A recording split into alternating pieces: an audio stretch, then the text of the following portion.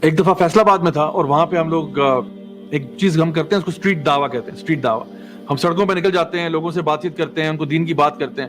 تو وہاں پہ ایک پولیس کانسٹیبل صاحب میرے پاس آئے, کافی عمر کے تھے, مطلب ہوں گے وہ کوئی میرا خیال ہے آلموسٹ 60 کو ٹچ کر رہے ہوں گے. تو میں گیا جی, میں نے کہا چلو ان سے ذرا اللہ رسول کی بات کرتے ہیں, تھوڑا ان کو پرپس آف لائف بتاتے ہیں کہ جی مقصد حیات کیا ہوتا ہے.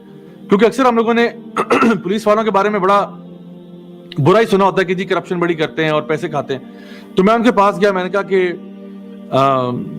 یہ بتائیے گا کہ زندگی کا ہمارا مقصد کیا ہے, اور میں نے تھوڑی بہت بات شروع کی. آپ یقین کریں انہوں نے مجھے بڑی خوبصورت بات بتائی. وہ کہتے ہیں کہ بیٹا میرے نا 4 بیٹے ہیں. تو میں نے کہا جی ماشاءاللہ بہت اچھی بات ہے. کہتے ہیں میرے 4 بیٹے ہیں اور ان میں سے 2 حافظ قرآن ہیں, ایک عالم دین ہے, اور ایک جو ہے وہ کسی انجینئرنگ فرم کے ساتھ کام کرتا ہے. تو چاروں ہی بیٹے میرے بڑے فرما بردار ہیں, بہت نیک ہیں, اور کہتے ہیں میں اللہ کا سب سے زیادہ جو شکر ادا کرتا ہوں نا وہ اسی بات پر ہے کہ اللہ نے مجھے بڑی فرما بردار اور نیک اولاد عطا فرمائی. اچھا میں بڑا حیران ہوا ان کی اس بات سے. میں نے کہا اچھا بتائیں یہ کیسے ہوا, کیسے because I really wanted to know کہ کیوں ایسا ہوا. کہتے ہیں بیٹا میں کوئی فرشتہ صفت آدمی نہیں ہوں, میں گناہ گار آدمی ہوں, لیکن میں نے اپنی زندگی کا ایک اصول بنایا ہے, اور نہ میں کوئی عالم دین ہوں. میری زندگی کا ایک اصول ہے, میں یہ کہتا ہوں کہ اگر میں حرام کماؤں گا اور حرام کما کے گھر لاؤں گا اور وہ حرام بچوں کو کھلاؤں گا تو بچے بھی حرام کام کریں گے, اور اگر میں حلال کماؤں گا, حلال گھر لے کے آؤں گا, حلال بچوں کو کھلاؤں گا تو بچے بھی حلال کام کریں گے. کہتے ہیں میرا یہ اصول ہے.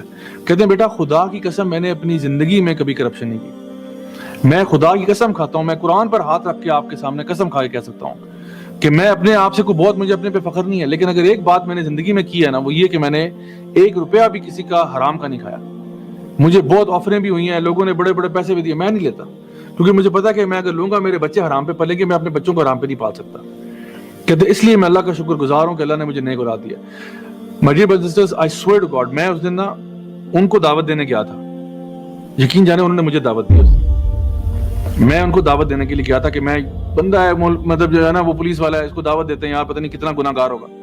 مجھے اس دن سمجھ آیا کہ یار مجھے انہوں نے دعوت دے دیا, مجھے انہوں نے ایک ایسا لائف لیسن سکھایا ہے جو آج سے پہلے میں نے کبھی سوچا بھی نہیں تھا اس طریقے سے, کہ واقعی میں مکافات عمل کا ایک معاملہ یہ بھی ہے کہ انسان اگر حرام کماتا ہے تو گھر میں بھی حرام ہی ہوگا نا.